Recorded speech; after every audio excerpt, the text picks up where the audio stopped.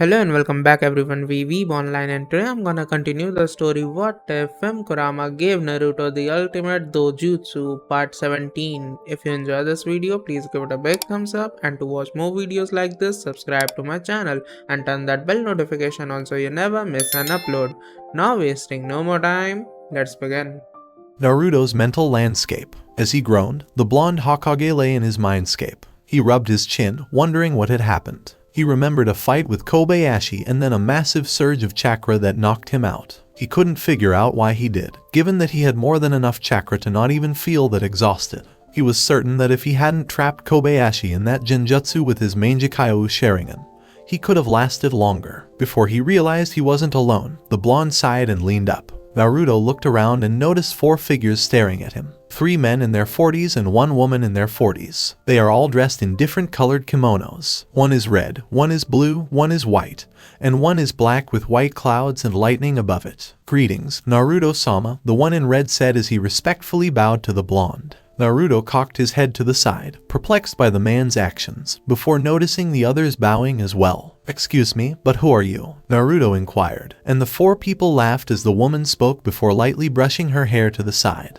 "Wow, I'm hurting. You use us every day, but you have no idea who we are." Naruto raised an eyebrow before rising to his feet when she asked. He examined them thoroughly before flashes appeared in front of him. Flashbacks to his fight with Raymond, claiming the lightning sword, obtaining the wind sword, and obtaining the water sword. "You're my blades. The swords I got from those specific locations," Naruto said, and they all nodded. "Bought time you figured it out, brat," said the man in the blue kimono before being jabbed in the side by the man in the white kimono. "Please forgive him, Uzumaki-sama. He's a jerk. My name is Yugisa. Tyron is the one with the temper. Fukun is the one to your right. Then there's our leader, your main sword, Reiga," Naruto said as he examined them all. "This is my wind sword, Yugisa. Tyron, my water sword. Fukun, my lightning sword. My fire sword, Reiga," Naruto realized, and all the beings nodded their heads as Fukun clapped her hands and sat down in Naruto's mind's grassy fields. "Now that we've introduced ourselves, we can all speak. Tyron, be polite to Naruto-sama," Fukun said, and Tyron grumbled but nodded as they all sat down, followed by Naruto. "Wow, this is really cool. You're all extremely intelligent. I knew I wasn't insane," Naruto exclaimed, making the majority of them smile while Reiga coughed. "It's a pleasure to meet you, Naruto-sama. We're glad you're excited, but we have some pressing matters to attend to, if you don't mind," Reiga said solemnly. And Naruto knew when to be solemn, so the blonde put on his Hokage face and settled down. "All right, then, what's the problem?" "The last thing I remember is taking care of Kobayashi in the fields with Kasumi-chan before going blank. I assumed it was due to a loss of chakra, but come on. I've had an insane amount of energy. So, what made me go out like a light?" Naruto inquired, and the beings rubbed their chins. "Sorry, but that would be because of us, Naruto-sama," Yugisa said to the blonde, raising an eyebrow as Fukun scratched her cheek. "We didn't mean to disrupt your fight, but a situation arose that required us to reveal ourselves to you. See, the plan was for us to wait until you obtained Sira, the earth-embodied sword." Fukun widened her eyes before placing a hand over it, but Naruto heard it. "What is the message? Is there something I should know?" he inquired before noticing Reiga bowed and keeping his head low toward the blonde. "I'm sorry, Naruto-sama, but you must acquire all of us in order for us to deliver the message to you. We've tried to tell you several times. Each time you managed to contact one of us, we attempted to send the message, but it was as we had feared.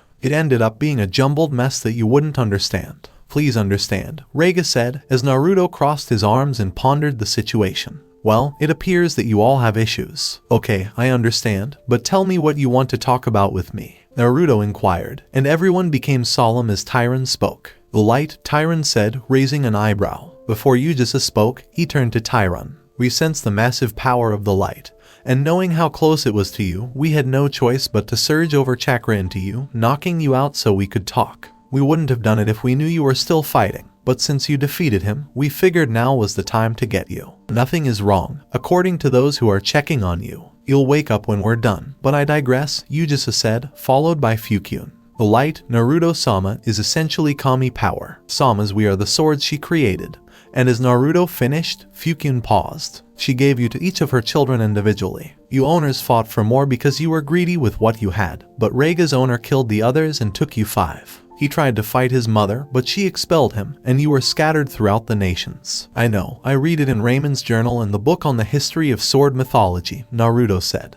And Fukyun nodded her head as Reiga began. Every single word was correct. Naruto-sama, I'm glad you found out about it. Yes, my former master became greedy with his power and murdered his sword-wielding brothers and sisters. He took us all and attempted to challenge our creator, his mother, but he ultimately lost, and we were scattered. It's been about 700 years, Reiga replied as they all remained silent before Naruto sighed. How haughty can you get? Can you tell me his name? Everyone gave the blonde even glares as Naruto asked with separate thoughts. His name is Sato Saranzo in your world. He is a brilliant Kenjutsu master. I can't tell you his other name until you gather the rest of us. Returning to the subject at hand. The light, Naruto-sama, is Kami's essence. It brings everything around it to life. I believe you humans can compare it to the yang release that you are currently attempting to master. Because we contain only trace amounts of light, Kami-sama created us with this in mind. Kami-sama bestows this power upon an individual every 1,000 years because a person's body isn't designed to hold such power for an extended period of time.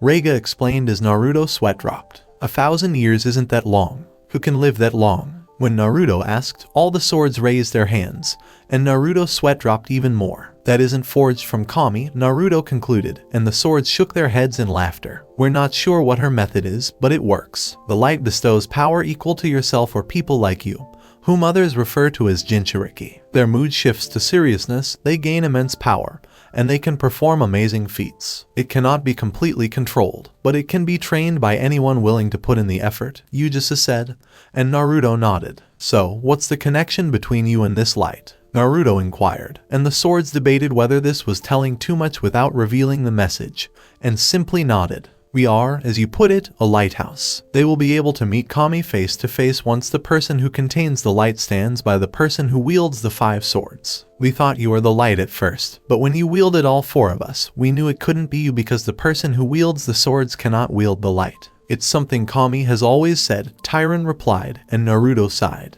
Who else has it besides me? Naruto inquired, and the sentient beings exchanged glances. The light's possessor is unconcerned about Kami. It could be a human, an animal, or even a simple kunai. You saw the light and its effects, Naruto-sama. The one who possesses the light is your companion, friend, and mate Kasumi, Fukyun said with the tone of a child. Naruto's hair cast a shadow over his eyes as he gazed at the ground. He remembered seeing Kasumi in white fire with serious eyes. Her kicks to Ayaka were on another level because they seemed to hurt. I see. That explains some things, but why Kasumi? When Naruto inquired, the beings shook their heads. We're not sure. Kami's choices are always random, and we've just accepted it. Before we fade, all we can tell you, Naruto-sama, is this. Don't give Sato the light, Reiga said. But they all agreed to end it before Naruto's world brightened and he closed his eyes, away from Naruto's mindscape. Shizune ordered, Haku, read me the chart now, as people crowded around their Hokage's bed. Haku nodded and grabbed a chart to read off. Shizune-sensei, the chart indicates that Naruto-kun is in good health. He has no chakra exhaustion, and his vitals are fine. I don't understand why he's unconscious, Haku said, perplexing Shizune before Naruto opened his eyes. To everyone's surprise, he quickly leaned up. Naruto-kun, Haku said, rubbing the back of his head. Where is Kasumi-chan, Haku-chan? Naruto and Haku gently pushed him back to his bed before pointing to another room where he saw Medic Nin treating the dog girl while her breathing became labored at times. Although her eyes were closed, she appeared to be breathing normally. Naruto breathed a sigh of relief and looked up at the hospital walls. What happened to Kobayashi? Naruto inquired, and Haku raised an eyebrow. The Iwagakure and Anko have him detained. She was furious at having awoken, but when she heard the news, Anko rushed to the unconscious Kobayashi and handed him over to Iwagakure. Naruto smiled at the news, and it was clear that he adored Anko. It's typical of her to panic and drag someone to the interrogation department. Are you okay, Naruto-kun? Sum asked as he opened the door, and Naruto nodded, turning to the side because Haku wouldn't let him lean up. Sum-chan, I'm fine. Don't be concerned. How is the clan doing? Sum turned around when Naruto asked. The lights are turned on, and everyone is waiting to hear about your condition. Kushina and Kimimaro are currently maintaining order by explaining things to others. Teuya and Hana are on the hunt for the man who obstructed my path. He came to a halt in the middle of the fight and was the reason for that seal coming over your fight. Are you sure you're okay? Sum inquired, and Naruto laughed. Having more chakra than you can handle does that. Don't worry, the fainting was not caused by chakra exhaustion. In fact, I'm fine now, Naruto said, attempting to get out of bed. But the glare from Haku caused him to stop. Naruto-kun, you're still in pain. You'll need to stay here for the rest of the night, chakra exhaustion or not. You may leave by tomorrow, Haku said, and Shizune looked at her as if she had just surpassed her in authority, while Naruto sighed and nodded while staring at the ceiling. How's Kiba doing? Naruto inquired, and before Tsume could respond, she noticed Kiba seated in a chair. I'm fine if you must know, Kiba said, and Naruto smiled and lightly frowned. Tsume-chan, Shizune-chan, Haku-chan, could you please leave us for a moment? Naruto inquired, his gaze drawn to Kiba, who raised an eyebrow. The three women exchanged glances, and noting Naruto's seriousness as a cage, they all left and locked the door, leaving Kiba in a chair next to Naruto. How long have we been friends, Kiba? Naruto inquired, and Kiba gave him a puzzled look. I've lost count, but since the academy, Kiba said, and Naruto nodded. You're my friend, Kiba, and you can tell me anything. It always bothered me that you never mentioned it, but how did you feel when I said I loved your mother? Naruto inquired, and Kiba instinctively balled his fists. He gave Naruto a brief look before chuckling and nodding. I guess I never said anything, did I?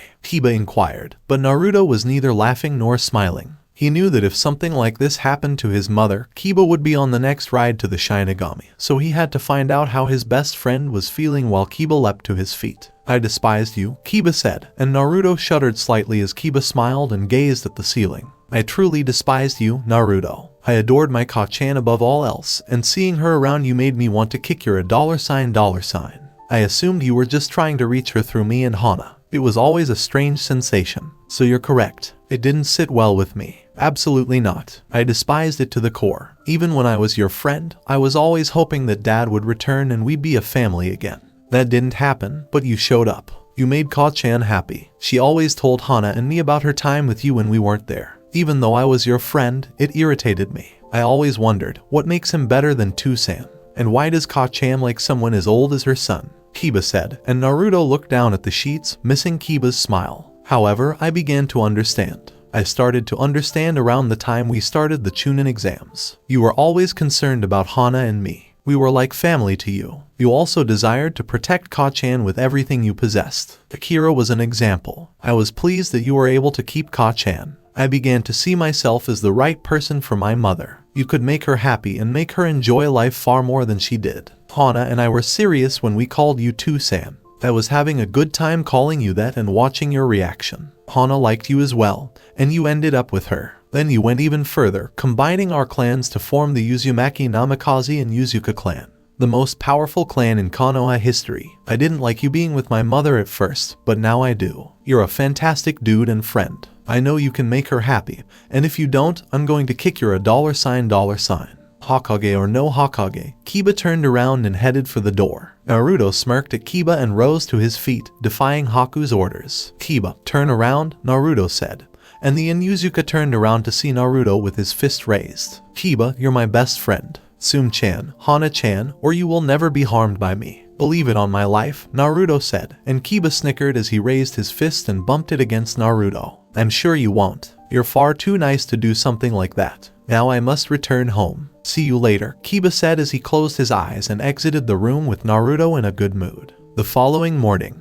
Naruto was in his office signing documents for the renovations of shops and markets that had requested the space. While turning around, the blonde sighed and stamped her approval. The news of Naruto's release from the hospital that morning put everyone in a good mood. But Naruto forbade the shinobi from discussing Kobayashi entering the village, so the Inuzuka was placed in the maximum security prison until his delivery to some kind of island called the Hazukijo or Blood Prison, because keeping him in Konoha would cause more problems than it would solve. Tsume eventually agreed with Naruto, and the blonde asked why she wasn't talking to Kobayashi, to which Tsume replied that she didn't have anything to say to the jerk. The same could be said for Hana and Kiba, so Naruto decided not to bring it up with them. So, at the time, Naruto instructed Anko and Iwagakure to extract any information from Kobayashi before the people arrived to claim the Inuzuka. Uzumaki Namikaze stood next to Naruto. Because she lacked a surname, she adopted Naruto's, and the blonde had no complaints. Kiba Inuzuka, on the other side of Naruto, was looking out the window,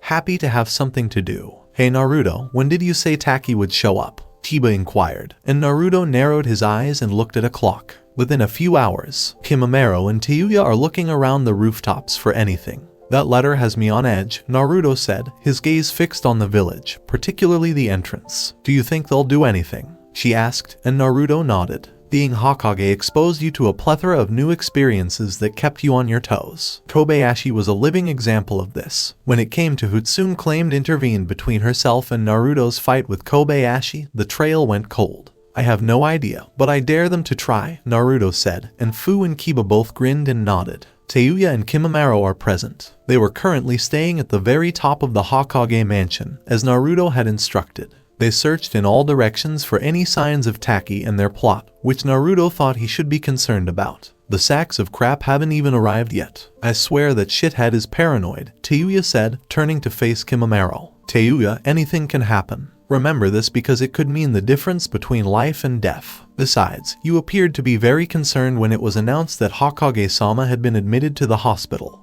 You couldn't sleep for a long time until Tsume-sama informed us that he was fine. Admit it, you like Naruto-sama, Kimamaro said, and Tayuya blushed while growling. Kimamaro, in your fucking ass dreams. I would never like the jerk. He is only our primary source of defense. I'm not going to let him go so easily, Tayuya said, and Kimamaro couldn't stop a small smirk from appearing on his face before they noticed a figure in the distance. Both of them watched as Itachi approached them. Inform Hokage-sama, Taki is currently 3 hours away and will arrive shortly, Itachi said, sunshining Tayuya and Kimamaro. Naruto is back. Tayuya and Kimamaro had just told Naruto the news, and the blonde narrowed his eyes before dismissing them. He directed them to go get his mother and 3 Anbu led by Yugao. He wanted them stationed at specific points, but he didn't want to waste this day, so Kyuubi, Nebai, and Nenabi were watching over his clone training near the house. Tayuya and Kimamaro left Naruto alone while the blonde went about his business. He sighed once more and ran his hand through his hair. He put down his pen and traced his fingers over his swords. He had been speaking with him for quite some time before hearing a voice. Naruto-sama, if you keep touching me like that, Fukyun said, his eyes widening as Tyron spoke. I knew you were a pervert brat, Tyron said, causing Naruto's brow to twitch and his fire sword to flare. Be respectful to Master Tyron. Sorry, Naruto-sama, but Fukyun is a little sensitive, Reiga said as Naruto gazed up at the ceiling. When will I be able to hear all of you? When Naruto inquired, they all shrugged their shoulders. Perhaps it was last night, Naruto-sama. We've been talking with you for a long time, so it's almost as if we're connected. Much more convenient, in my opinion, Yujisa said, while Naruto sighed and Fukyun moaned. More Naruto-sama. Please touch me more. Your hands feel so good, Fukyun said, making the sentient beings blush alongside Naruto as the blonde quickly retracted his hand and placed it on the desk. I'm going to need therapy, Naruto thought to himself as he went about his work. After 3 hours, when there was a knock on Naruto's door, the blonde narrowed his eyes and yelled. Come in, he said, and Naruto saw 3 Taki members walk into his office. One was elderly and dressed in the traditional leader robes that represented his rule over the village hidden beneath the waterfall. Another was in his 40s and carried 2 swords on his back, his muscular arms and long hair cascading down his back. The next was a 20-year-old man with a traditional Japanese katana swung around his waist. The 3 exchanged glances with Fu, who narrowed her eyes at them. Kiba and Akamaru both grumbled lightly. Naruto made certain that they calmed down, and the Anbu in the room tensed but held their positions as Naruto rose to his feet. And to what do I owe Taki's leader's visit to Konoha? Naruto asked with a slight bow, and the 3 men bowed as well.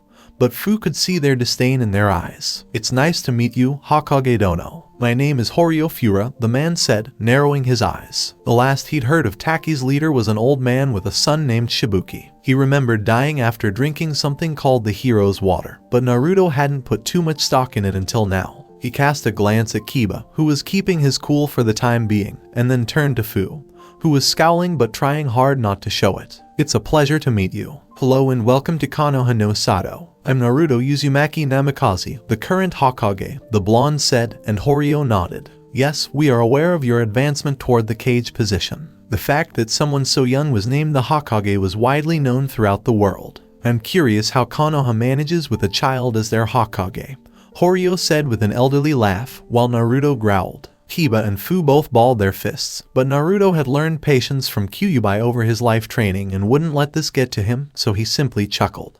"Oh, I think you'll find that I'm more than capable of dealing with anything that gets in my way," Naruto said, glaring at the Taki leader, who growled but then smiled easily. "I see. That's very appropriate, Hokage Dono, but I'm sure you're busy, so I'll get to the point. Did you get Taki's letter about our problem?" he asked, looking at Fu, who averted her gaze. While the blonde responded, Naruto and Kiba noticed. "Yes, I received it and discussed it with my council. The solution we came up with was a complete majority rule," Naruto said with his eyes closed, and Horio nodded. Of course, Konoha would not want to fight Taki. No brat would dare to confront someone with experience. "I see. Well, I'm glad we can get this done as quickly as." He came to a halt as Naruto raised his hand. "And we all agreed that your presence would be unnecessary now that Fu has taken up residence in both my clan and my village. You may leave," Naruto said, and Horio's eyes narrowed in surprise as his two guards reached for their weapons before Horio reached into his pocket and pulled out a black book. He smiled as he tossed it to Naruto. "I insist that you reconsider," he said, opening the book. "Horio Fura is my name. Occupation, Takagakure's leader. Rank A. Be cautious when approaching." Fu, Naruto, and Kiba examined it, and the blonde trembled before snickering lightly. He then chuckled lightly before taking another book and tossing it to Horio. "Naruto Uzumaki Namikaze is my name. Occupation, Konoha's Hokage. The Uzumaki Namikaze clan's leader. Rank S. Tekai Genkai no Naruto is his nickname. Bounty, 10 billion yen delivered to Iwa. Beware, do not approach." Naruto smiled as he returned the book to Horio, who appeared to lightly curse. Horio's eyes were filled with frustration as the blonde leaned on the table's arm. "I believe we can handle it. Thank you for your time," Naruto said, smirking as he folded his arms. "Be cautious, young Hokage." "Such a proclamation would be interpreted as declaring war on someone else," Horio said, and Naruto snorted as he rose from his desk. "I'm doing nothing. I'd rather avoid war if possible, but no one is going to threaten me or my shinobi, so if I were a certain someone, I'd just flee," Naruto said, and the Taki leader sighed. "I had hoped we could reach an agreement on this," he said, before surprising everyone by kissing Fu on the cheek. Fu's eyes widened, as did Kiba's, but Fu gradually sighed in relief as Naruto stood in front of her. "If you think I don't understand why you want her, I'll tell you that I do. After all, I'm just like her, so I suggest you leave," Naruto said, and the three backed up and walked towards the door before anyone could retort. "Then I hope you don't mind the consequences, Hokage Dono," Horio said as he shut the door behind him. Fu said, "Naruto-kun," and the blonde nodded before balling his fists. He'd have to be prepared right now. As a young Kage, this would be his first official war. Naruto snapped his fingers, causing 3 Anbu, dog, snake, and dragon, to fall to one knee on the ground. "Hokage-sama," they inquired, and Naruto gave them a stern look. "Increase village security, gather the Jonin, Chunin, and Genin, and prepare everyone. We're going to war," Naruto said, and the Anbu widened their eyes before bowing and leaving. Naruto sighed and leaned back in his chair. "Naruto, I'll notify Ka-chan and the rest of the clan, and I'll see you back at home," Kiba said, and Naruto nodded as he watched Kiba walk away. He then turned to face Fu, who appeared to be in mourning. "Don't worry, Fu-chan. I won't let them take you. Go, inform the barrier team, and prepare," Naruto said, making Fu nod as she left, but not before hugging Naruto goodbye as Naruto heard another knock on the door. "Come in," Naruto said, and Kurenai and Shizune appeared. "How did it go, Naruto-kun?" Kurenai inquired, and the blonde sighed, slumping in his chair. "Not good, Kurenai-chan." "Not good," Naruto said, slumping, as Kurenai and Shizune sighed and looked at each other. Kurenai approached Naruto and kissed him on the cheek, causing him to rub it slightly. "Don't worry, Hokage-sama. We know you'll do great," Kurenai said, and Naruto nodded and smiled as Shizune read him some reports. Together with Kushina, the Uzumaki woman overheard the entire conversation, and it left her with a bad taste in her mouth that Taki would try something. They were very nice to Konoha when she was a Jonin, and the two were the best of friends. They shared so many secrets, but they were so degraded. She didn't need to be reminded that she needed to prepare. The redhead sighed and stood up. "I guess I'll be visiting some of the weapon departments, Databane," Kushina said before disappearing in a shunshin. She would now have a lot of work to do. With Taki's leaders, Horio chuckled as he and his group came to a halt at the Konoha gates. "So the brat wanted to play hardball, didn't he? Oh, he'd get it and then regret it. Contact our resource. Tell them that Taki will want to claim that offer right away. Also, I don't care how you do it, but make sure to contact them." I won't tolerate anyone other than us holding the Nenabi Jinchuriki. As long as she's dead, I have no other complaints, he said as his 2 escorts nodded and sunshined out of the village, together with Kasumi. As she looked out the window, the brunette girl opened her eyes and coughed lightly. While she wanted to be happy because the sun was shining after the storm, she could see the blurry lines around her and knew her vision still hadn't returned. The smell of disinfectant, doctor robes, and stale hospital food told her she was in the hospital. Seriously, would it kill the hospital to bring their patients hot food rather than cold food? Sheesh, I feel like I was hit by Kyuubi-sama in her full Bijou form, but Ka-san escaped. I wish I knew where she was, but what was that? I felt so angry at Ayaka for taking down Naruto, and she just felt that amazing power take over her. How did this happen to me? Kasumi wondered as the door opened to reveal Haku holding a chart and smiling at her. Oh, Kasumi, you've woken up. That's great. Kasumi simply nodded as Haku began her search, checking all of Kasumi's functions and ensuring that she was fine. Kasumi's body was naturally stronger than the average female's because she still had the half-dog thing going for her. How is Naruto-sama doing? Kasumi inquired as Haku scribbled on the notepad. Naruto-kun is working at the Hokage mansion. Before he left, he kissed you on the cheek and wished you would wake up. I think it's very thoughtful of him. Well, there doesn't seem to be much wrong with you, so just get a few more hours of rest and you'll be able to leave, Haku said as Kasumi smiled and nodded her head. I see. Well, that's great for me, Kasumi said, her tail wagging back and forth as Haku chuckled and stood up to leave. Get some rest. I'll sign you out with Shizune permission senseis a little later, Haku said, closing the door while Kasumi sighed and touched her stomach. You were mistaken, Ka-chan. Naruto-sama is my favorite character, enough to have his child, Kasumi said before catching herself and blushing as she turned in bed. This is my and Naruto child. Sama's. I'm curious how it would be. I can't count how many times he's taken me. The bed, the kitchen, the park, and one of the practice fields. What are you thinking, Kasumi? You're only 14 years old. You can't have a family yet, Kasumi snickered, tossing and turning. This is our child. I'd like to have one Naruto-sama. Being a mother will be so rewarding, Kasumi said as she lay in bed, smiling. In collaboration with Anko, who dispatched you, Anko yelled, while Kobayashi chuckled and turned his head, while Anko growled but cooled down, sighed and shook her head, feeling a small headache coming on.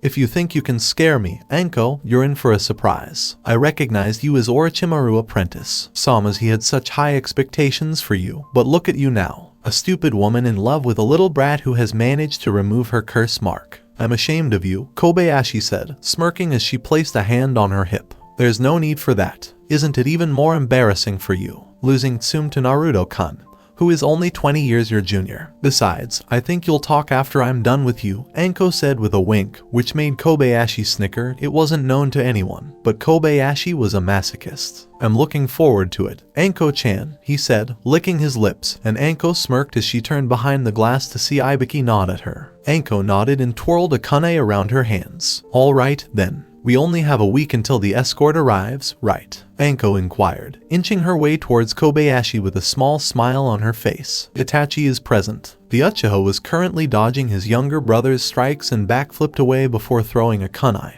which Sasuke easily dodged while sending back to Itachi. The two clashed one more time before huffing. Sasuke turned off his Sharingan, and Itachi did the same. Wonderful work, Sasuke. We'll take a break now, Itachi said, and Sasuke sighed. How did the Dobe and Taki's meeting go? The younger Uchiha inquired, and Itachi shook his head. I wouldn't know because I wasn't invited, but if it's like I think it's like, Sasuke, we'll have to step up your training, Itachi said, and Sasuke nodded, confused, until both saw Kakashi and Genma fall to the ground. It's exactly as Itachi predicted. Hokage-sama has requested that all Anbu, Jonin, Chunin, and Genin report to training ground number 44's opening field tomorrow morning. It appears that we're going to war, Genma said, and Sasuke's eyes widened. Is Naruto allowing war? Sasuke inquired, and Kakashi shrugged. This village is Naruto's life. He will not hesitate to defend them all. He's really come a long way. I can only hope he comes up with a good plan.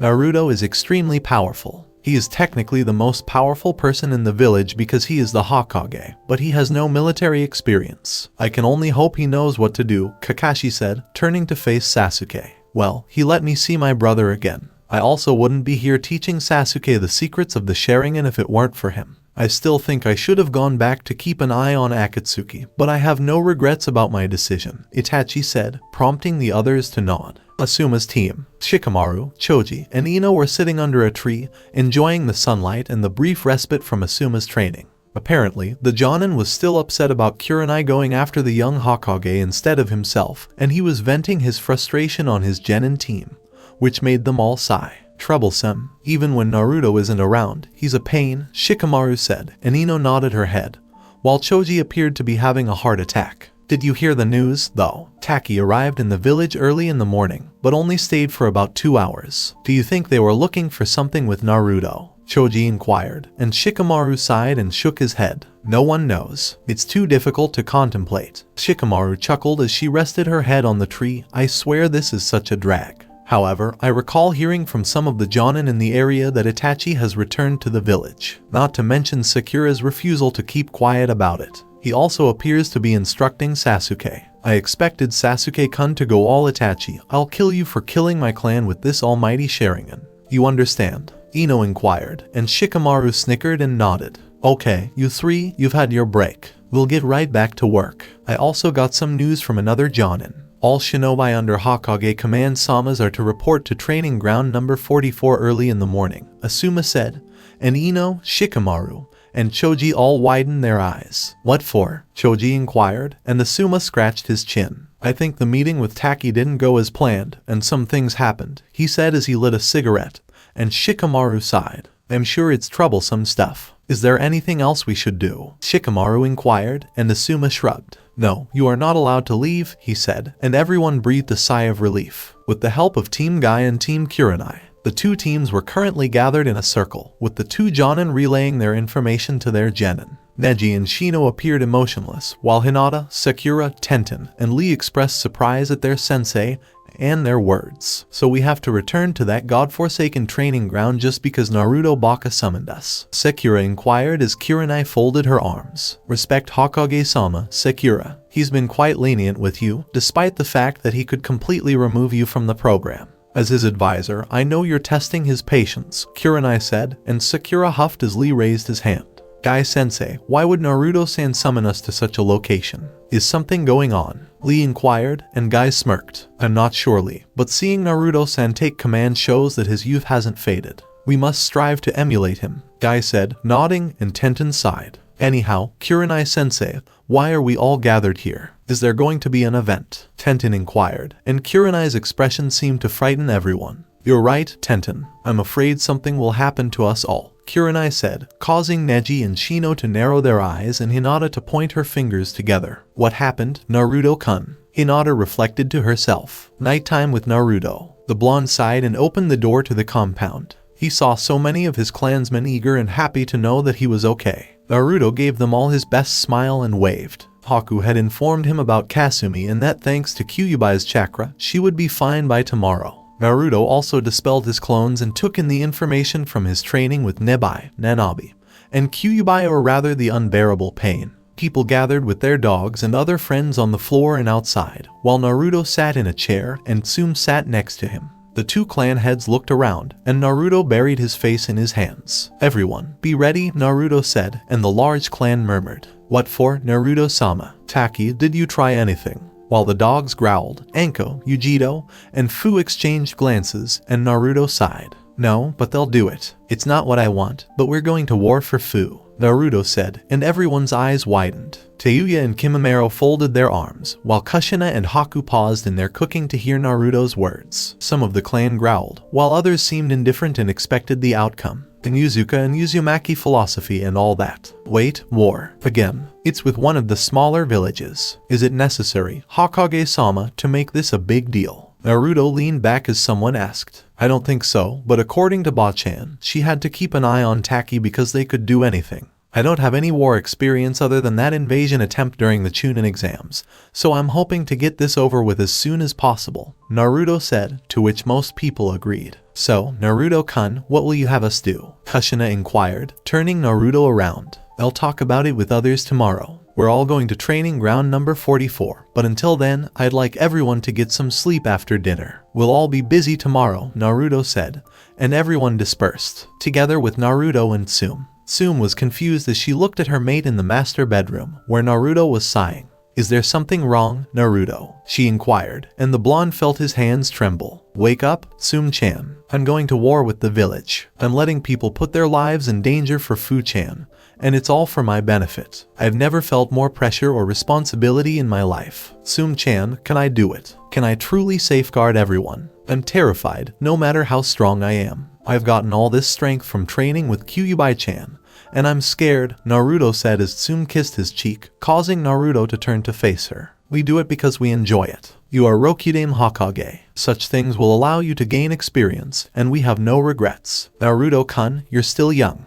There is plenty of time for mistakes as well as success. Don't rush things and instead relax. We'll be here tonight, tomorrow, and the day after tomorrow, Tsume said, and Naruto smiled. You're correct, Tsume-chan. Thank you, Naruto said as he grazed Tsume's hand with his own. The two looked into each other's eyes, and Naruto quickly kissed Tsume's lips while she eagerly returned them. The two stayed like that for a while as their tongues danced around. Tsume-chan, Naruto said, kissing her cheek as Tsume smiled. Come on, Naruto-kun, Tsume said, and Naruto nodded. Lemon was removed. The following morning, the fog of the morning was setting and as countless shinobi could be seen making their way into the forest of Death Gates. Their Hokage had summoned them all to the outlet of the forest and no one was willing to be late. The Yamanaka, Nara, Akamichi, Hyuga, and Ibure members were all moving with their clan heads at the very top. Itachi, Sasuke, Genma, and others were all moving. Anko, you made it, Kurenai said, and the snake mistress nodded with a yawn, still dressed in her standard trench coat, despite the fact that the sun hadn't yet risen. Sasuke-kun, you made it, Sakura said,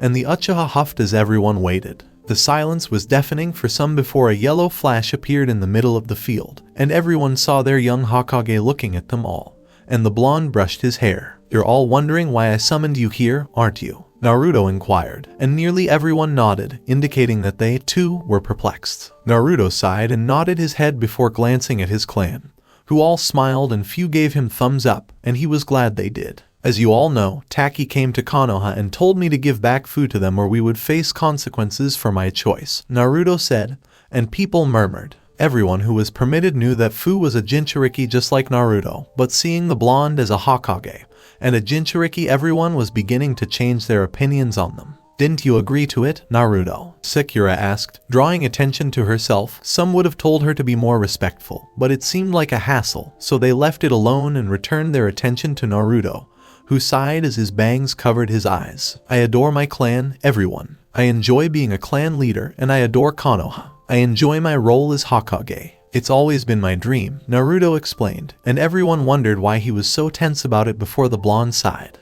I refuse Taki, he said, and most people were relieved to say the least. Some were concerned about what this could mean for Konoha, while others were more calculated, implying the Hyuga, Nara, and Ibure. They all looked to Naruto, and most everyone knew what Naruto would say. I'm self-centered. I desire Fu for myself, my clan, and my village. I will not give her to anyone. Fu is a Konoha shinobi. She is my mate. She is in Uzumaki Namikaze, and by refusing Taki, they declared war on Konoha, Naruto yelled, causing everyone's eyes to widen, and the genin turned to some of their sensei, who all nodded and Shikamaru sighed. I was correct. It's all too troublesome, he sighed, rubbing his chin. People murmured amongst themselves about whether this was a good idea. A request like this is unfair to you all. I understand, but a cage isn't themselves. It is their community. I want everyone to know that I will risk my life to protect this village. Fu-chan and this village. Will you assist me? Help me prove to Taki that they will not mess with Konoha. Help me gain experience so that I can better lead you in the future, Databao. People seemed so happy.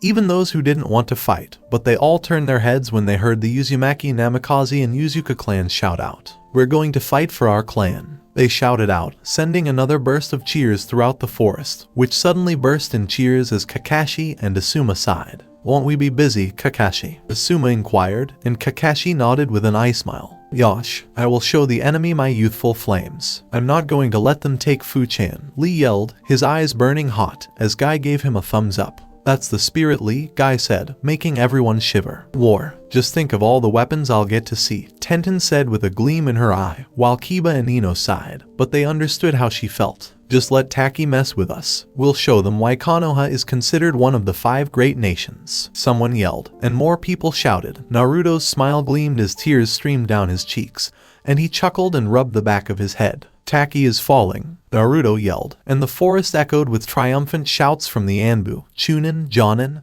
and Genin. Sasuke, if you want to prove yourself, you'd better start preparing, Itachi said, his gaze fixed on Sasuke, who smirked and glared hard. Oh, I'll outperform that, Itachi. I'll really show you what I'm capable of, Sasuke said as Kushina smiled. Did you see Sachai? We're all rooting for you. You're not alone. Our Hokage Databane is you. Minato would be proud of you, Kushina said, looking up at the sky. I'm sorry, Taki, but you're not going to beat me. Not today, not any day, Naruto said, as now was the time to plan, act, and strategize because war is no joke. After 3 days, how did you manage to track us down? Pain inquired of a Taki shinobi, who smirked and folded his arms. We've been watching Akatsuki for a while now, and we're glad we did. Our leader has requested your assistance. Your mercenaries, right? He inquired, and Pain glared at the man before closing his eyes and nodding. Our prices are extremely high. Can you really afford us? He inquired, and the man smirked. Are you capable of completing the task? Taki shinobi replied, and Pain snorted.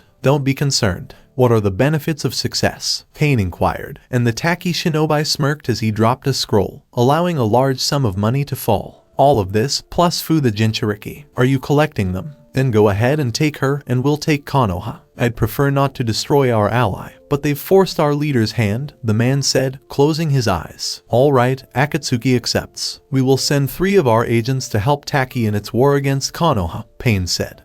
And the Taki shinobi nodded before disappearing out of sight as Pain turned around, Conan approaching. Conan, call the members together. You, Sasori, and Kasama have a mission, Pain said as Conan nodded and they vanished. Several hours later, Sir, communication with Akatsuki has been established. What else do you want us to do? Someone inquired, and Horio smirked. Get in touch with the rest of our allies. Konoha, you're in for a rude awakening, the man said as he heard a burst through his door. Wait, what are you doing? War with Konoha. This is not what my father wished for. A genin yelled, and everyone turned to look at him. Shibuki-sama, Taki will be under your rule until you reach the appropriate age. For the time being, you must put your trust in my decisions. I know what I'm doing, Horio said, and Shibuki gulped, but he was too intimidated to stay. HMPH, arrogant brat, someone remarked, and Horio laughed. Don't think anything of him. Make plans and prepare. We'll be extremely busy. Isn't that correct, Konoha? Horio inquired, keeping the last part in mind. Konoha and Taki were at war, but Naruto had no idea that this war would mark the beginning of his true reign as Hokage. The civilians watched as shinobi ran through the streets of Konoha, entering various stores and shops. They all seemed to be in a hurry as orders for weapons and the like were being placed. Some people seemed perplexed by it all, but they observed some of the genin running alongside the chunin. Do we have any orders, Kakashi-sensei? Kiba asked as he ran through the streets, and Kakashi nodded and patted Kiba on the shoulder. Yes, we do. We're going to the shinobi shops to gather our weaponry. Hokage-sama has asked us to take stock of all current weapons while he and the other clan heads have a meeting.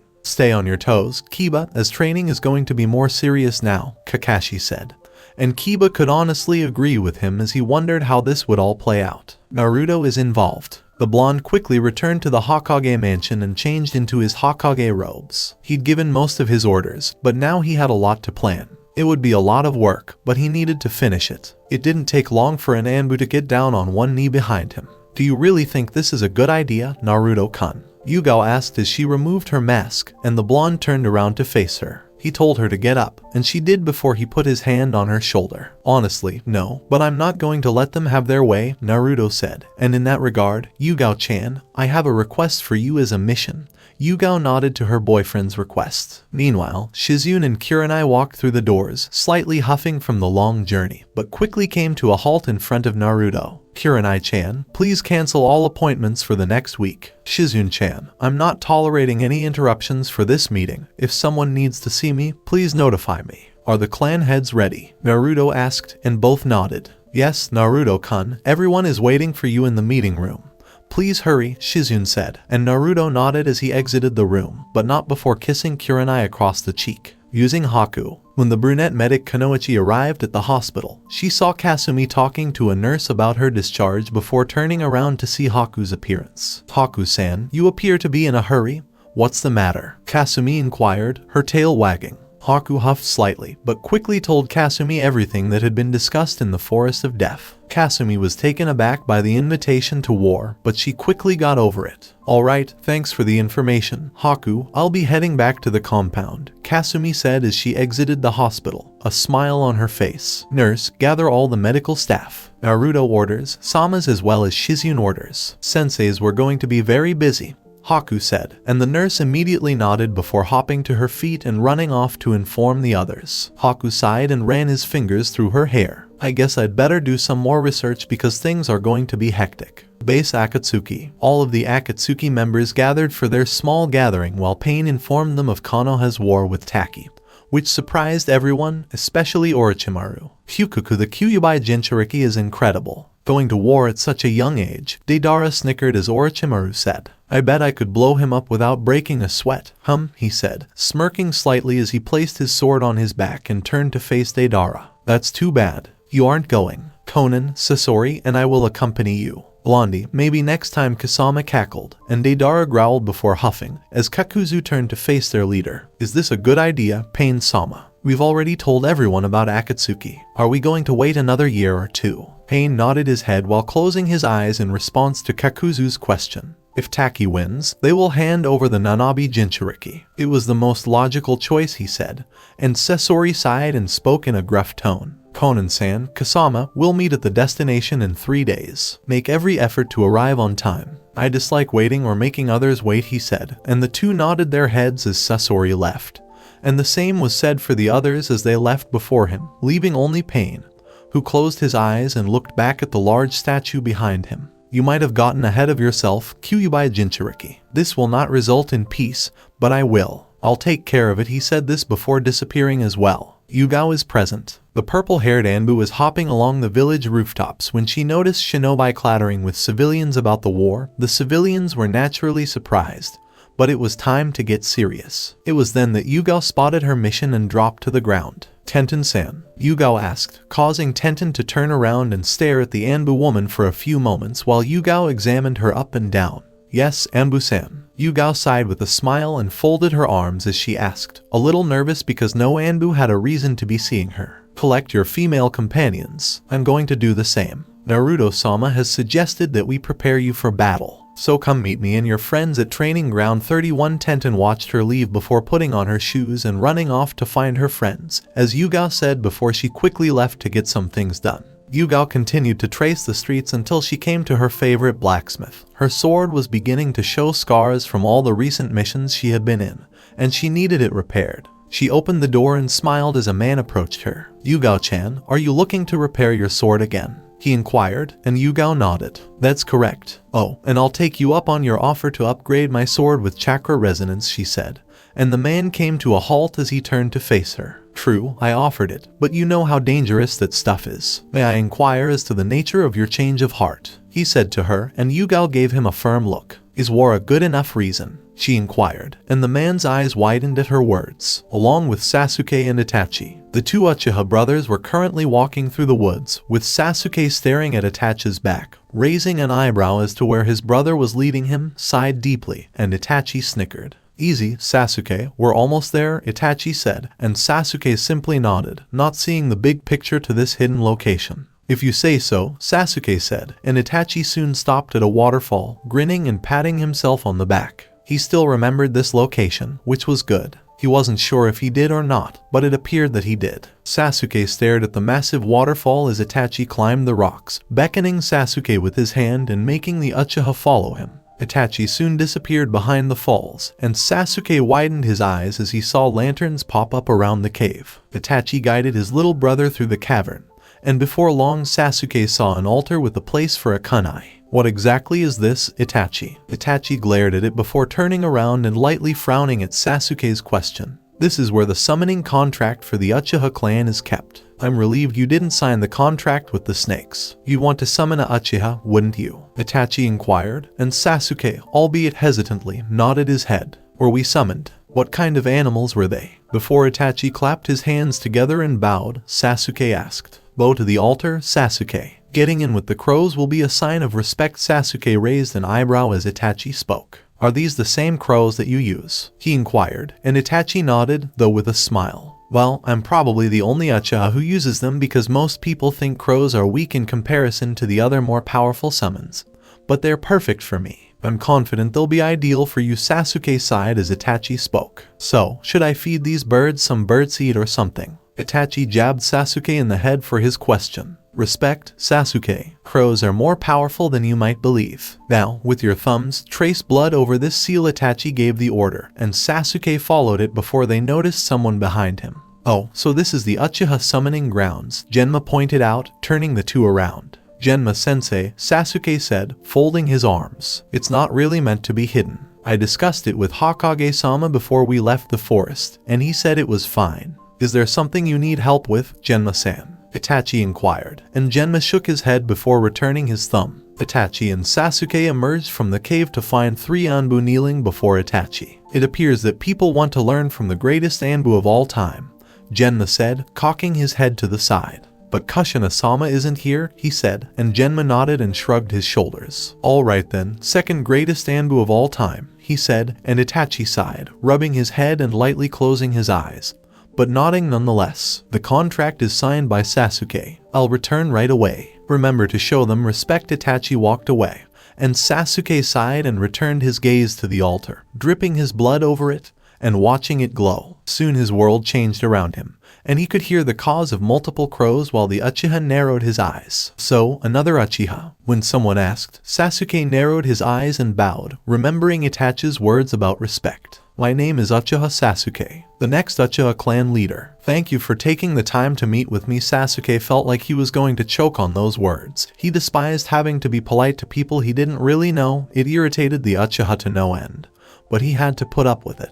Uchiha, we know who you are. At least some of you are still polite. In contrast to your father, Sasuke cast a light glance at the ground, remembering his father and his coup against Konoha. I apologize for anything my father may have done to you, Sasuke said politely, his eyes narrowing. What? The father's sins were passed down to his sons. Very good. You, like Itachi, must atone for your father's crimes against our clan. Take a kunai and pierce your heart with it, the crow said, and Sasuke's eyes widened. This was going to hurt, and he wasn't going to like it. Compound Uzumaki, Namikaze and Yuzuka. Kasumi entered the room and observed Yugito and Fu relaying instructions to the majority of the members. Some were busy training with their partners, while others were assigned to various duties around the village by Naruto. It was a trying time. What's going on, Yugito? Kasumi inquired, and Kushina quickly descended the stairs. We're going to war, as Haku must have explained to you back at the hospital. Kasumi, you are included in this. I'll be training both you and Fu, so we'd better hurry and get it right. Yugito says she'll train with Yugao, so I'll leave her to it. Teuya and Kimimaro are at the barrier division relaying orders. Understood, Kushina-san, Kasumi said, but where are Kanari-san, Nana-san, and Nai-san?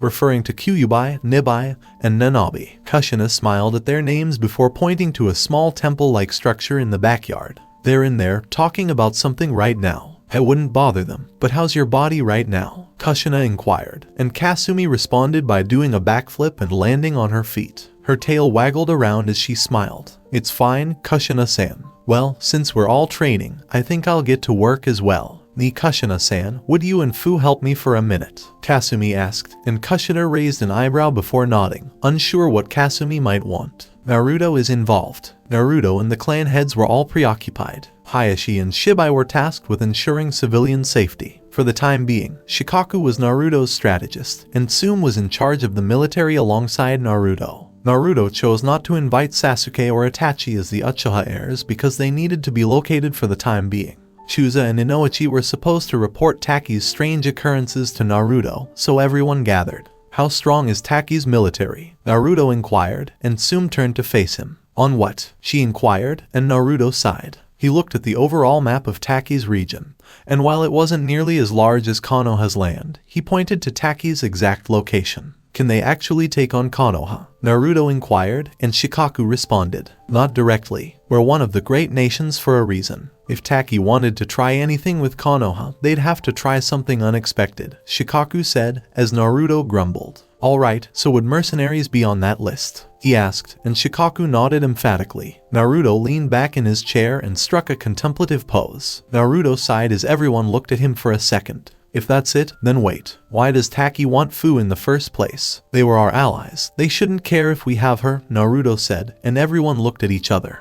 Don't you think they didn't want to share her with any of the countries like us? I wouldn't put it past them to try that. Most of the other nations did it as well, Chusa said, and Sum couldn't help but agree. Or maybe they're taking her so Konoha doesn't get stronger. Think about it. If they defeat us, they'll have established their power in Hai no Kuni. They wouldn't really need Fusan for a long time, right? Hayashi asked, his eyes narrowing. Shikaku, what are the chances of Taki hiring Akatsuki? Naruto inquired, and the room fell silent. A gang of S-level criminals on the hunt for Bijou while a country offers them one if they win. That would be the best reason to join ever. Not to mention that Akatsuki was a mercenary group that could be hired by anyone with the rule of a Bijou. Naruto didn't know anyone else in Akatsuki besides Kasumi. He knew Itachi, but he wasn't a member of Akatsuki anymore. So you're telling me we're going to have to deal with Akatsuki now? Inoichi asked, and Sum sat down. The fact remains that Taki cannot fight us alone, but it has many allies. Takagakure has allies in Kuma no Kuni, Yama no Kuni, Sora no Kuni, Sum no Kuni, Yu no Kuni, and Shimo no Kuni. Yu no Kuni is one of our allies, as is Kuma no Kuni. I doubt they would go to war against us as well, Sum said, as Naruto sighed. Are we in for another great shinobi war? He inquired, and everyone exchanged glances. It might escalate to that, but if we can deal with them and a few of their allies, it won't escalate that much, Shikaku said, rubbing the back of his head, and everyone knew what he was getting at except Naruto. Are you referring to Taki's use of the hero's water? Hayashi inquired, and Naruto leaned forward. Shikaku nodded, and the blonde rose to his feet. What is the hero's water? Naruto inquired, and everyone exchanged one more glance before returning their attention to Naruto. The hero's water, Hokage-sama, is a water that is produced from Taki's largest tree. It drops water every year or so, and Taki collects it. They say that the power contained in the hero's water allows a shinobi to more than multiply their chakra output by 10 times. But in exchange for this power, they will deplete their life force by the number of times the chakra was increased, Shikaku replied, and Naruto groaned. Well, that's just fucking perfect, isn't it? Naruto pondered while sighing. I see. Well, then, I think I know just the type of strategy we should use. I think Shikaku-san would like this as well. If this works out, then I think I know just the way to take Taki down before this becomes a shinobi war. But in order for this to work, it's going to require myself, Fu-chan, and Itachi, Naruto said. Everyone smiled, except Shibai, for obvious reasons. Nighttime, basement, Uzumaki Namikaze and Uzuka compound. Are you sure about this, Kasumi? There are other ways to get stronger, Kushina said as she drew her brush across Kasumi's silky skin. Kuramaru's daughter smiled and nodded as Fu drew seals on her legs. Yes, Kushina-san, this may be the best way for me, but don't worry, my body is naturally stronger, she said, snorting. Why don't you rub it in? She said, making the other two females laugh at her jealousy as the two sealers continued to draw over Kasumi's body. Kasumi, for her part, closed her eyes and decided to unwind for a while. Hey, said someone, and Kasumi squinted. You should probably wake up now, it said, and Kasumi opened her eyes. She was no longer in the compound's basement, but in a garden, with a brisk breeze blowing her hair to the side. She sighed and turned around to see a figure with white hair flowing down her back, wearing a white gi shirt and what Kasumi assumed were ceremonial garments. Before sitting, the woman smiled and patted the ground. Kasumi narrowed her eyes for a moment, but she could tell the woman didn't mean her any harm, so she sat. Are you the one who called me? Kasumi inquired, and the woman nodded. That's right, I called you. Do you know who I am? She asked, shaking her head at the lovely lady. She chuckled, not realizing that said woman could hear her thoughts. I don't think I'm that beautiful, she admitted, her eyes widening. How did you know I was? The being raised their hand, and Kasumi came to a halt as the woman coughed. Yes, that's one of my abilities, Kasumi, I am the light, the woman said, and Kasumi cocked her head to the side, as Naruto did. What light? She inquired, shaking her head, and called the light. A being. A real person, or rather I'm Kami's power given a human form as well as a beast mode, the light said, raising an eyebrow from Kasumi. You sound like a Bijou, Kasumi said, and the light chuckled and shook her head. She could see her caretaker's point of view, but she wasn't like them. No way, no how. I suppose you could think of me as one, but I'm not. A Bijou is a product of Rikudo Sennin's power of yin release and yang release, whereas I'm a product of Kami's power, the light said, and Kasumi's brow twitched. Can I call you something other than the light because it's confusing? She asked, shrugging her slender shoulders. She didn't mind what her name was called as long as she could say what she wanted.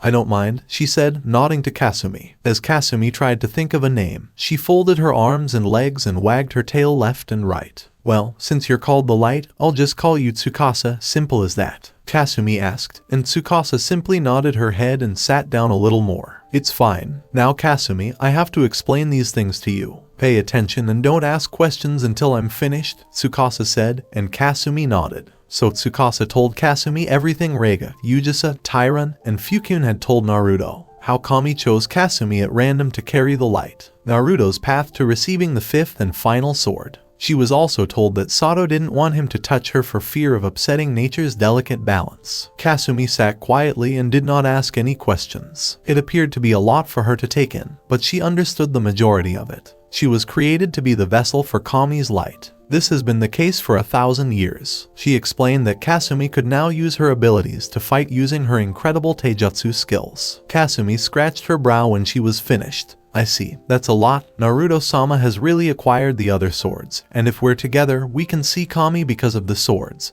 And you? Kasumi asked, and Tsukasa nodded. That's right. It's a really honor, I'd suspect. But until Naruto-san gains the fifth sword, Sira, he won't be able to see her, and even then, I don't think both of you know the full procedure to do something like that, Tsukasa said, and Kasumi slowly nodded her head, knowing she didn't understand everything there was to understand about it. Still, she went along with it. So my taijutsu doubles if I use your power? Kasumi inquired, and Tsukasa chuckled while shaking her head. No, of course not. You'll be fine. Granted, you'll have a more than serious expression on your face as the use of my powers invokes such an expression. I have no idea why, but it just does. I will teach you to control my power as best I can. If you don't learn, I fear you will overwhelm yourself with it, which will eventually kill you, Tsukasa said as Kasumi gulped. She was just a dog, why should she be under such stress? Kasumi sighed and rubbed her hair back. Something wasn't quite right, but the prospect of becoming Naruto almost made the whole thing worthwhile. It would be incredible, but then she had a thought. On the answer, one that would either irritate or please her. Will I still be able to have children with Naruto-sama? Will this be an issue? Kasumi asked, and Tsukasa blushed slightly at the mention of children, but shook her head. Well, I don't see why humans reproducing would be an issue. It's certainly not one that I would care about. You might be fine. Granted, having children with a Jinchuriki as well as the carrier of the light should produce some amazing species. But don't worry, you will be fine, Tsukasa said, and Kasumi breathed a sigh of relief. Tell me, why do you want children so badly with him? You're 14 by human years and dog years, and you shouldn't be thinking about it for another 10 years, Tsukasa said, to which Kasumi nodded. I just love Naruto-sama a lot. More than enough. Plus I've always wanted to be a mother. Sum-san told me that dogs are born with a caring attitude for their young. Most of my age, but not half humans, are already mating and have children of their own. It's a little sad, but I know I'll get there someday, Kasumi cheekily smiled, and Tsukasa responded by shaking her. Yes, that's great for you, but you might want to go now because those two women are contacting you, Tsukasa said, and Kasumi's eyes widened before she faded. Will I see you again? Kasumi inquired, and Tsukasa smiled. I'm sure you will, but you'll see that I'll always be around, Tsukasa said as Kasumi world faded away. Away from the mindscape. Kasumi opened her eyes, while Kushina and Fu both looked at her with concern. Kasumi had passed out on the floor after the sealing was administered, which worried them, but when she awoke,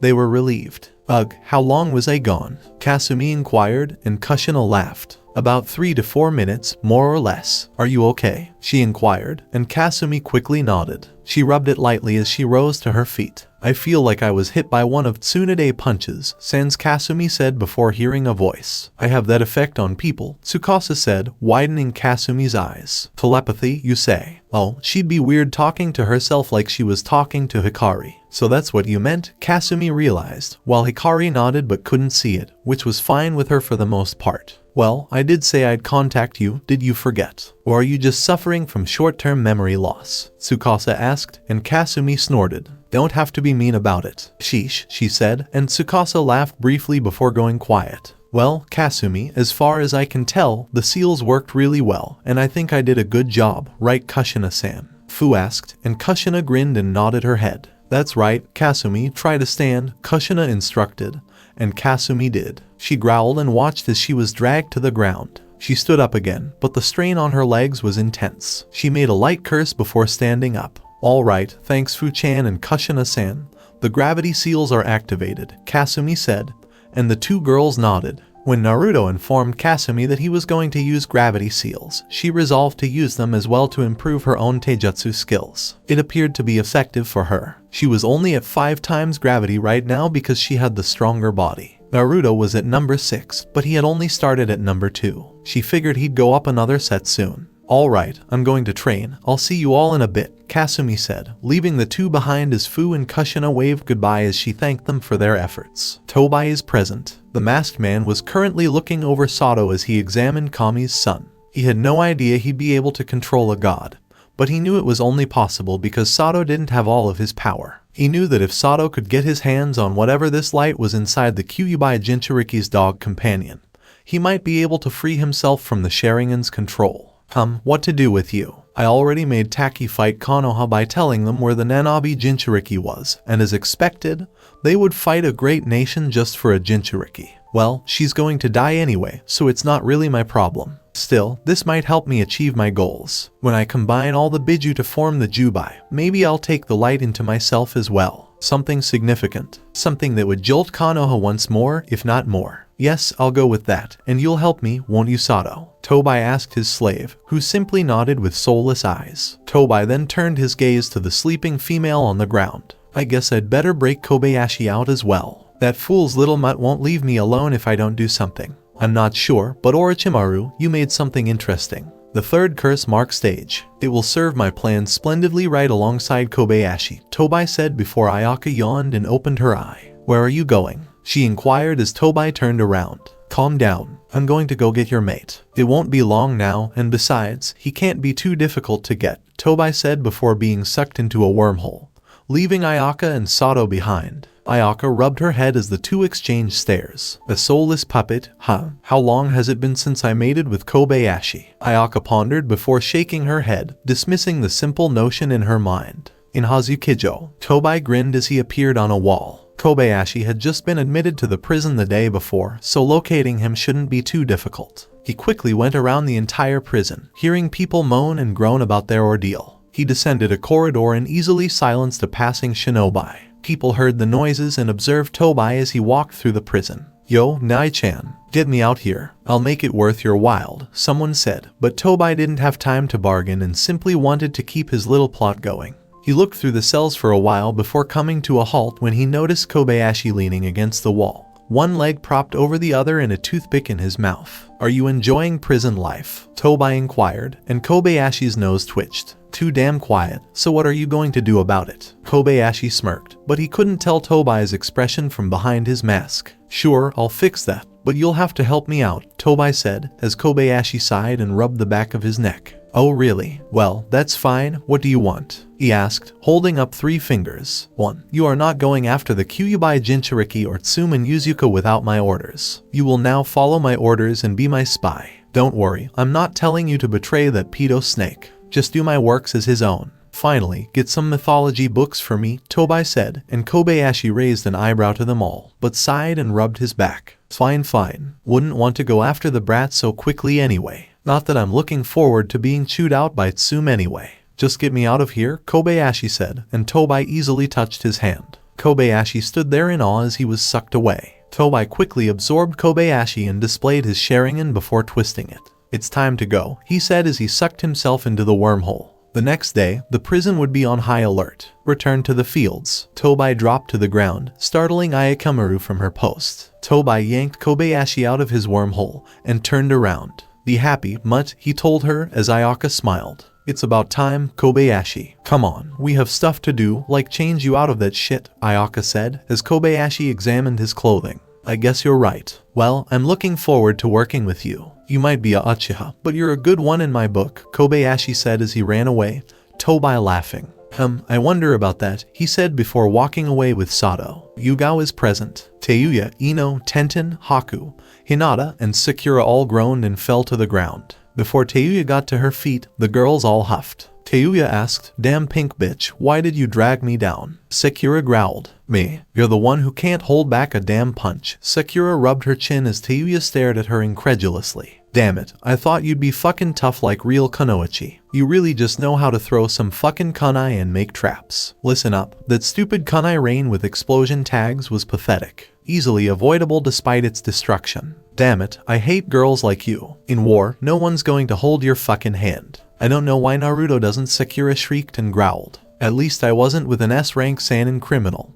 Who are you to look down on me? Sakura asked, and Teuya growled. Yugao patted her on the shoulder as she balled her fists. When she turned around, Yugao was shaking her head. Teuya bit her lips until they bled. "Whatever," she said as she walked away, Sakura pouting. "I wasn't that bad," she said mostly to herself, while others simply sighed. "Though you don't act like a kunoichi," Tenten said quietly, but everyone heard her. "What was that?" Sakura yelled, and Tenten growled. "Sakura-san, you don't act like a kunoichi. You don't train, you don't practice, you suck at everything except tactics. Those only make up for so much. It's no surprise you couldn't stop Sasuke. Naruto and Kiba-kun had to do it. I never want to see Kiba-kun in bandages in the hospital. Him groaning in pain because of a mission." Ino looked at Sakura and nodded honestly. "That's right. I stopped fooling around and focused on my training. I'm not going to see Kiba like that again," Ino said, as Sakura growled and Yugao clapped her hands. "Okay, girls, that was a good first day. Go home and rest, right Hana, Kurenai?" Yugao said to the barely tired Chunin and Jonin. Both nodded as Kurenai watched Teuya walk away. Hana sighed as she quickly followed. "I see Teuya's point, but I think something needs to be done about Sakura. Either she needs to grow up or she gets kicked out."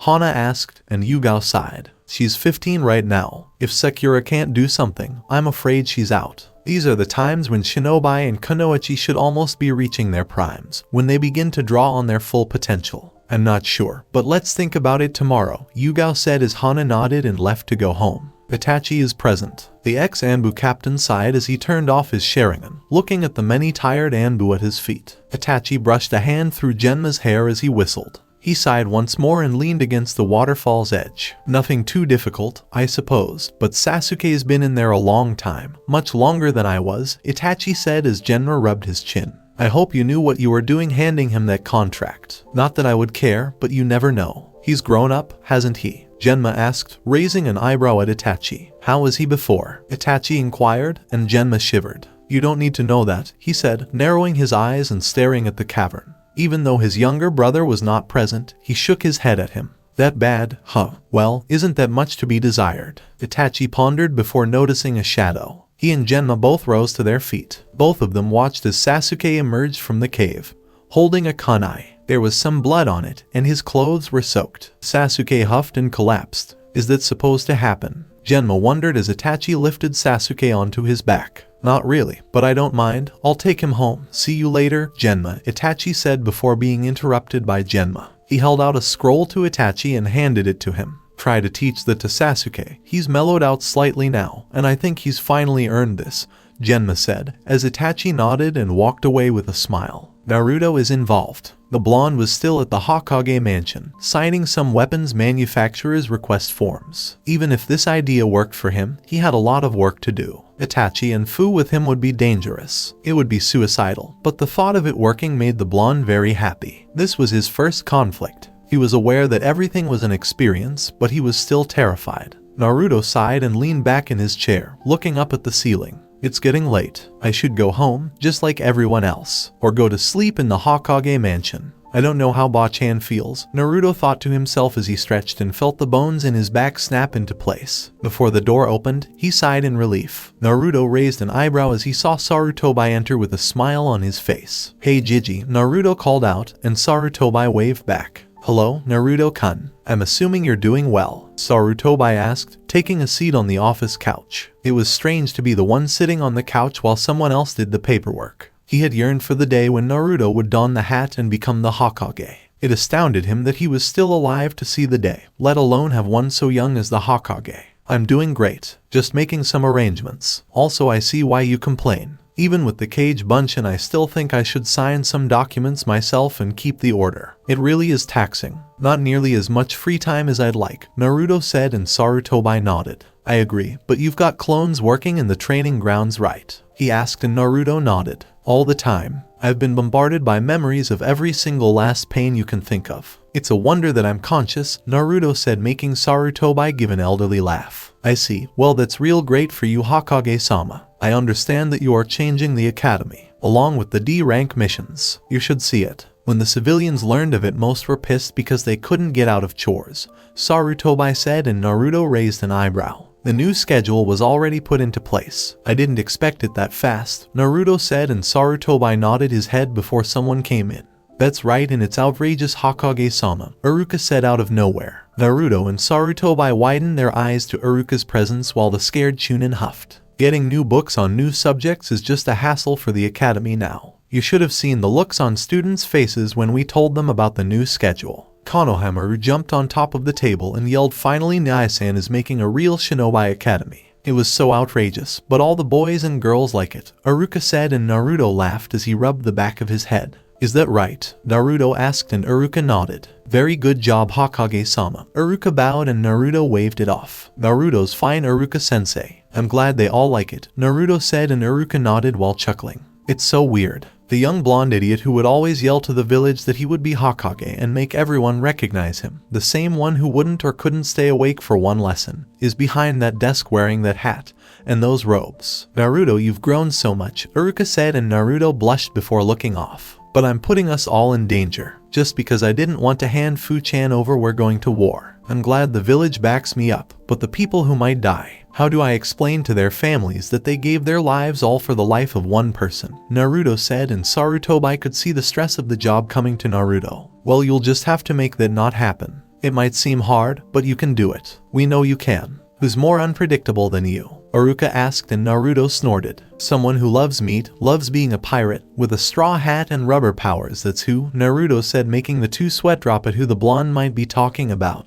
but shook it off. I'm okay, Iruka asked while Sarutobi shrugged his shoulders. Naruto sighed and rubbed the back of his head. Sarutobi turned his head to the picture of Minato Namikaze smiling in a Hokage photo, and right next to him was Naruto Uzumaki giving a simple smile with his blue eyes gleaming. You were so happy when you took that picture, Sarutobi said, and Naruto shrugged while getting to his feet. I guess, he answered, and the three decided to stay in the room and talk for a bit to pass the already late time. With Takagakure, the leader of Taki, was surrounded by shinobi who were cheering while throwing their swords, kunai, and daggers into the air. A small fire was burning underneath a large tree while Horio Fura grinned and held up 3 bottles of water. Taki is a shinobi village. We don't back down to anyone who takes from us. Konoha has stolen our Jinchuriki. We will not stand for this insolence, he yelled, and all the shinobi and kunoichi of Taki yelled out in a fierce cheer while Horio turned around. The hero's water is our source. We will not lose. Konoha shall know the might of Taki. Generations shall look back on this day and realize that Taki stood up to Konoha. Take your portions of the hero's water and train.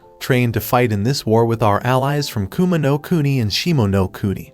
He shouted out, and everyone cheered as one by one they all took their water portions. It wouldn't be long. This is little war that Taki wanted to play, not knowing they were just the pawns in a little game. We also have to thank them, Horio said, turning to the 3 Akatsuki members Kasumi, Sasori, and Konan, who were merely watching the old man yell his mouth off. He doesn't know when to shut up, does he? Kasumi asked while Sasori tried to ignore the stupid pep talk that the old man was giving to his village. It's war. What would you expect? Well, so long as these fools don't get in our way, then that will be fine, Sasori said before he grinned. I'll have plenty more things to add to my collection of puppets, he said while Konan leaned up. It matters not. We have our mission. Let's go, you two. They'll move when they move and not before. Taki has agreed that we may do what we want so long as they win and we get the Jinchuriki, Konan said, and Kasumi turned to her skeptically. You don't really think that Taki's gonna beat a great nation, do you? Even with us, I doubt they would last that long, Kasumi said, and Konan narrowed her eyes before turning around. That's the point, Kasumi, she said, walking off while Kasumi and Sasori turned to each other and followed her. Somewhere else, Shibuki raced through the trees in a breakneck pace. Taki was going down the drain. This wasn't the place that his father had envisioned. It all happened because he was too damn young to be the leader. That old goat Horio took it as responsibility to lead Taki better while Shibuki grew up, and like the useless idiot that he felt like, Shibuki believed it all. He growled before stopping for a bit. I've got to get to Konoha. Tell them to not destroy Taki. I hope they will listen to me. This isn't right what Taki's doing. Fu, do you even still think of your old friend? Shibuki wondered before he hopped off at his fastest pace. It would save Taki and he would be its leader. He couldn't bear it to see Taki destroyed. Iwagakure. Onoki grinned as he allowed an informant to leave his office. So Taki was going to war with Konoha. This might just be the chance he was waiting for. That stupid Earth Daimyo being friends with the Fire Daimyo was a pain in the ass, but this would make it so much better. He now had the perfect reason for getting back at Konoha. Onoki snapped his fingers and the shinobi dropped to the ground. Send Taki a note. Iwa would like to offer some assistance, Onoki said, and the shinobi nodded before leaving the room while Onoki looked out the window. Well, Minato Namikaze, let's see how your son fares now. It won't be as easy as you think, Onoki said before grinning to himself. He didn't know why, but he was in a real good mood right now. Meanwhile, Kuretsuchi narrowed her eyes from behind the door of the Tsuchikage mansion. She sighed and balled her fists before leaving. This wasn't going to go good at all. Next morning, Konoha, Naruto and Kasumi were sitting in a training ground next to each other. The two smiled at each other while Kasumi laid on Naruto's shoulder. Kyuubi-sama, Nanabi-san and Nibai-san called us out here, right? She asked, and Naruto nodded his head. He wondered what the issue was, as he could somehow feel that the paperwork was growing the more he stayed away from it. Yeah, I wonder what's the matter, Naruto. And on that note, all three glorious Bijou came out from their places and smiled to Naruto and Kasumi. Thank you for coming, Naruto-kun, Kyuubi said, and the young Hokage nodded as he got to his feet while pulling up Kasumi as well. No problem, Kyuubi-chan. What's the matter that involves Kasumi and I? Naruto asked, and the three women turned to each other before sighing. It's time you learned, Nanabi said, and Naruto raised an eyebrow. Kasumi did the same and Nibai finished. Because Naruto-kun is capturing the sentient swords as well as Kasumi being the carrier of the light, Tsukasa, then we feel that you both deserve the right to know, she said, and Naruto narrowed his eyes. Know what? He asked, and Kyuubi's eyes showed her seriousness. Know what happened between us, the Bijou, the Rikudo Senin and Sato Soranzo, Kyuubi said, making Naruto raise an eyebrow. Kasumi widened her eyes as both felt that they were in for the story of a lifetime. So this was it for today. I will continue the story next part. Till then, we weave offline.